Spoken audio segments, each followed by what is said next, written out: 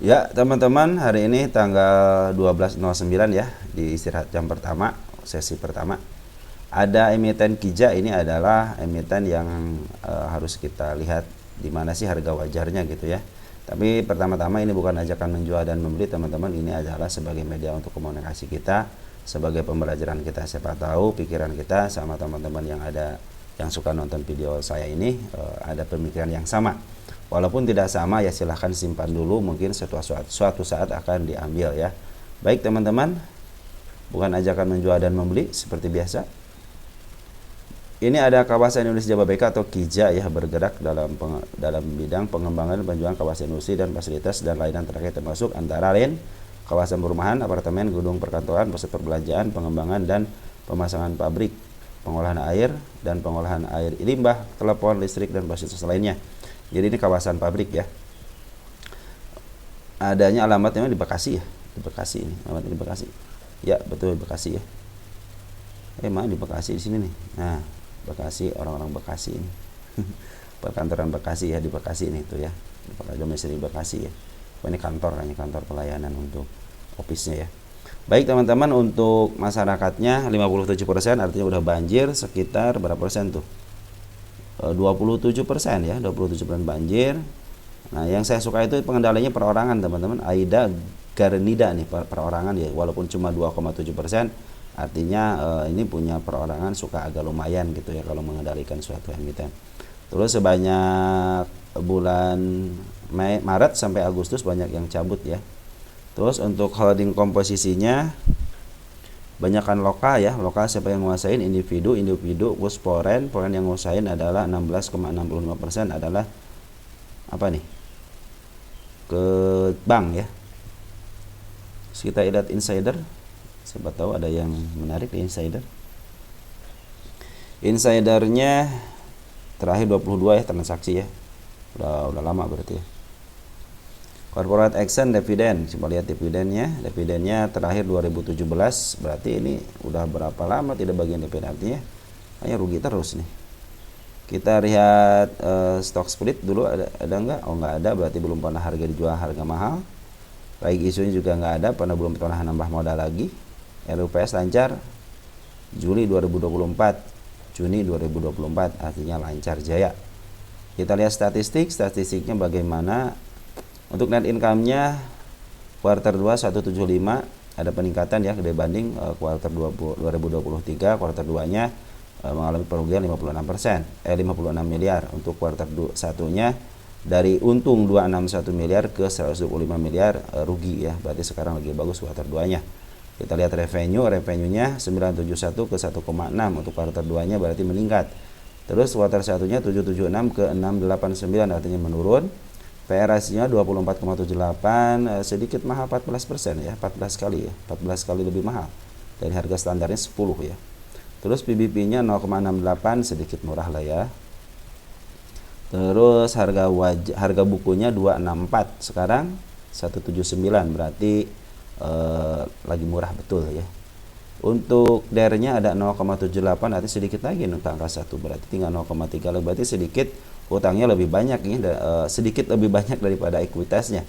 ROI-nya juga 2,73, artinya ROI-nya kurang baik ya, harusnya di atas 10. Kita lihat cash-nya 1,5 triliun, ekuitasnya 5,5 triliun, hutangnya 4,2 triliun ya, sedikit lagi benar menuju ekuitasnya, jadi lumayan banyak ya hutangnya. Tapi jangka panjang, tenang aja, jangka panjang ya. Saya tidak melihat ini dari segi berita, tidak melihat dari segi permasalahan di perusahaan ya, hanya melihat angka-angkanya aja. Kita lihat untuk ekuitasnya untuk kuartal 2 ya. Ini kuartal berapa ini ekuitasnya? Kok nggak ada? Aset. Terus sebentar ya. Kita lihat sebentar, kita lihat untuk finansialnya dulu deh. Kita lihat finansialnya. Kita lihat ekuitas, perkembangan ekuitasnya ya. Maaf, belum loading nih, lama juga loadingnya ya.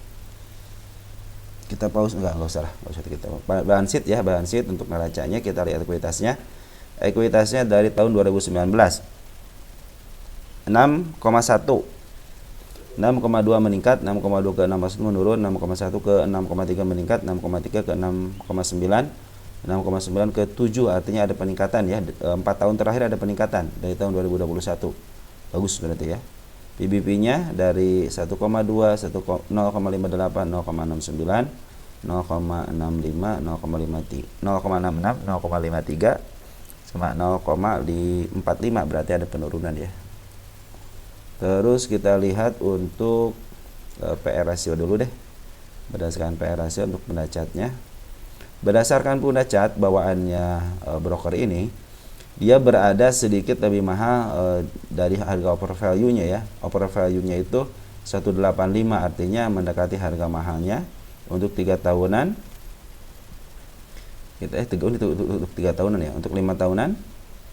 Coba untuk 5 tahunan. Kalau untuk 5 tahunan ini lagi murah. Cuman nyimpannya harus 5 tahun. Harga wajarnya itu berdasarkan pendacat adalah di 208 untuk 10 tahunan. Untuk 10 tahunan juga ini lagi habis keluar dari under value-nya ya, di 153. Nah, sekarang di 179 ya. Jadi ini lagi murah untuk 10 tahun. Untuk 10 tahun ke depan, artinya kalau 10 tahun ke depan ya sekarang lagi murah. Cuman untuk jangka waktu pendek ini lagi dalam posisi mahal ya. Sedikit lagi menuju mahalnya. Nah, makanya kita akan lihat harga wajarnya berdasarkan PE ratio. Nah, kita punya PE rasionya di sini tengah-tengahnya itu 58.51 ya. Kita akan cari dulu di mana EPS-nya. EPS-nya untuk TTM ya, 7.22. Kita hitung dulu 7.22 dulu. 7.22. Nah, dikali ini ada minnya itu 5851 58.51.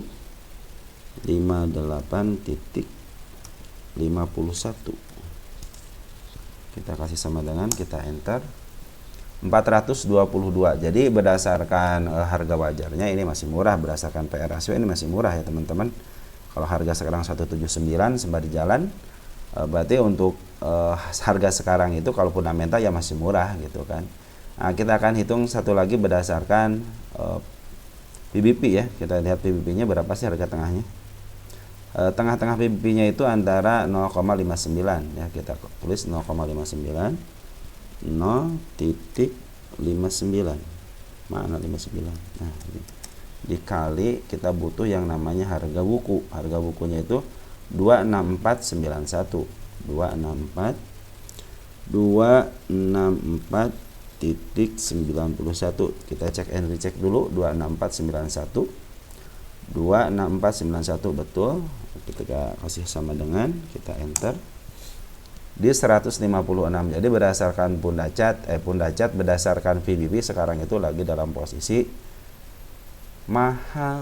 Nah, ya, dalam posisi mahal berdasarkan harga PBB. Jadi teman-teman terserah mau kalian mau percaya sama harga PBB ataupun harga PR ratio, berdasarkan harga PR ratio. Cuma kalau PR ratio kan baik PR ratio ataupun PBB ini untuk 3 tahunan, jadi untuk jangka tahun ke depannya harga wajarnya segitu ya.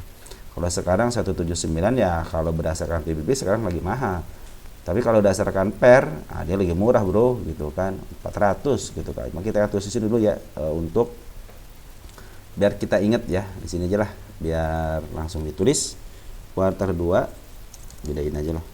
Kuartal 2 harga wajar berdasarkan PER 400 berapa tadi? 422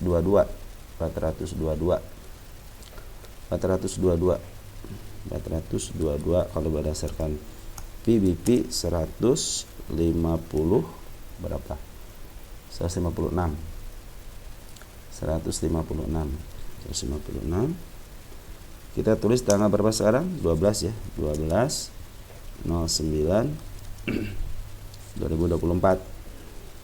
Nah, kenapa saya bilang saya butuh guide-nya ya, ini seperti teman-teman. Jadi kalau kita udah ada guide-nya ya enak kita nentuin di sininya. Oh, saya percaya sama PER contohnya. Ya udah, ini masih murah walaupun udah tinggi, tapi ini masih murah. Andaikan dia ke bawah lagi lah, kok masih di harga under value-nya gitu loh. Cuman kalau kalian emang suka menghitung berdasarkan PBP ya sekarang mahal lah, tunggu dulu lah. Mungkin di bawah 156 atau enggak 120, 110 atau di harga 100 bisa jadi seperti itu. Karena apa? Karena berdasarkan skandal juga ini bisa menyentuh ke 134. Kenapa? Karena ada gap di sini ya, ada gap di sini. Terus ini juga kalau sekarang kan lagi uptrend ya, pasar lagi uptrend, bisa jadi ke harga 422 gitu dalam jangka waktu 3 bulan ke depan bisa jadi gitu, tidak menutup kemungkinan gitu, ataupun tidak menutup kemungkinan dia bisa ke bawah gitu kan dalam jangka waktu 3 bulan. Maka kita akan pastikan nih yang lebih kencang itu harga wajar itu berdasarkan rumus mana. Sebenarnya kalau harga wajar yang bagus itu antara PER sama PBP itu tidak jauh-jauh ya. Contohnya kalau harganya PER-nya 422, minimal dia 390, itu kan hampir mendekati 400. Jadi kita ambil tengah di 400 aja udah. Jadi kita punya target ke 400. Kalau ini kan terlalu jomplang ya, dari 156 ke 422. Tapi tidak menutup kemungkinan emang ini harganya di 422. Ketika dia untung lagi teman-teman, ketika dia punya keuntungan yang lebih besar lagi, contohnya net income-nya melebihi tahun ini atau enggak, positif aja minimal ya, kuartal 3 positif aja, bisa jadi EPS-nya akan lebih besar lagi dan bisa menutup kemungkinan dia bisa mengejar harga wajarnya gitu kan. Nah seperti itu teman-teman ya.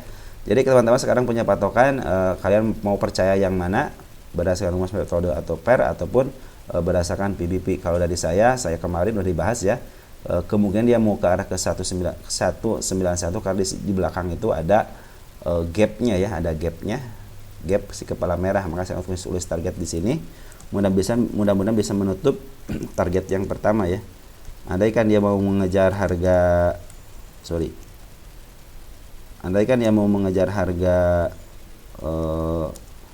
harga PER gitu ya di 400-an, bisa jadi ke arah situ gitu kan. Kita tengah 12 deh biar saya ingat ya. Oke, sekarang udah terlunaskan ya untuk hitung harga wajar untuk kijak. Mungkin teman-teman yang punya emiten kijanya mungkin bisa dipertimbangkan apakah teman-teman selama ini yakin akan rumus PER atau yakin akan rumus PBP. Udah saya kasih tahu seperti ini ya.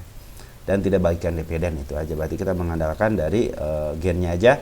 Dan catatan dari saya, dari mulai bulan Februari si bandar lokal terus akumulasi ya. Ada pembuangan tapi sedikit, tapi cenderung dia banyak akumulasi. Terus catatan lagi, foreign juga akumulasi dari bulan, yang paling bagusnya di bulan Juni terus akumulasi teman-teman, ada pembuangan sedikit tapi terus cenderung diakumulasi. Jadi untuk ke harga 190 mungkin bisa lah gitu ya.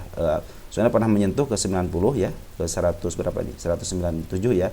Kalau dia bisa menembus harga ini, kita akan lihat lagi target berikutnya ya, mudah-mudahan bisa ngejar ke 422 gitu ya, atau enggak 420 lah gitu ya.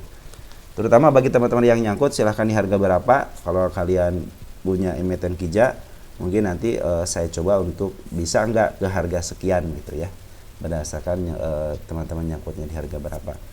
Oke, mungkin segitu aja yang bisa saya sampaikan. Sekarang lagi waktunya trading, udah sekitar 10 menit yang lalu trading. Baik, kita hentikan dulu ya. Kita akan bahas nanti mungkin untuk apa ya, lupa lagi saya itu mau ngomong, untuk harga wajar yang nanti untuk sore hari ya. Kita akan pilih dulu list apa yang harus saya bahas ya. Tapi untuk update mah tetap teman-teman ya, jam 8 malam untuk update teman-teman yang ada di komentar. Oke, segitu aja. Ciao.